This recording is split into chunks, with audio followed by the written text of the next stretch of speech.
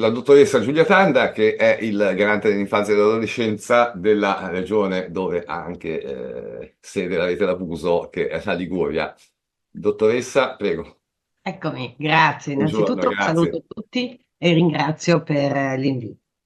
La questione è, credo, molto complessa, ha mille sfaccettature che vanno appunto dai maltrattamenti, dagli abusi, dalla difficoltà di segnalarli, dallo stesso anonimato che cerca la vittima di questi abusi, quindi la questione è veramente complessa.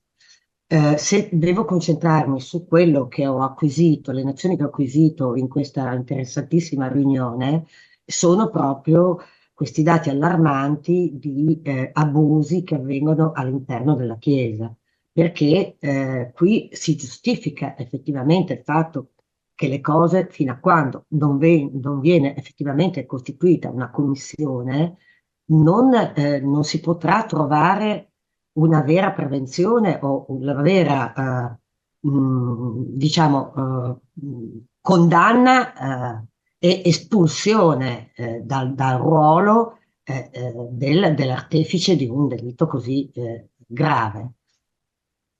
Eh, Peraltro, ripeto, ho premesso che è una questione che ha mille sfaccettature, perché da un lato è difficilissimo, come diceva, acquisire delle prove, ma questo sia nell'ambito familiare che nell'ambito extrafamiliare, e in questo senso, quindi, secondo me, la cosa importante è che sia supportata la famiglia, che concordo con la garante della Sardegna, esiste una carenza, almeno io trovo che ci sia perdonatemi il termine, ma un decadimento della responsabilità genitoriale importante, che nasce sia dal difetto di ascolto e sia dal difetto di assumere posizioni di riferimento, di protezione e di accudimento effettivo, troppo concentrati sulla propria realizzazione. Il secondo invece ambiente che riuscirebbe a portare a termine effettivamente il diritto all'ascolto sarebbe l'ambito scolastico, cioè bisognerebbe far sì che nell'ambito della scuola questi ragazzi si sentano forti nel poter parlare, ma più che altro nell'essere ascoltati, perché al diritto all'ascolto deve essere presa in considerazione anche l'adulto che prende in considerazione il bambino. Quindi io vabbè, ho avuto delle questioni spesso molto brutte perché spesso vengono nell'ambito della conflittualità genitoriale, vengono messe in dubbio, diciamo, la veridicità delle denunce in quanto viene considerata una strumentalizzazione per portarsi la vittoria nell'ambito di un procedimento tra i coniugi o nella coppia. D'altra parte, certe volte effettivamente queste situazioni vengono strumentalizzate.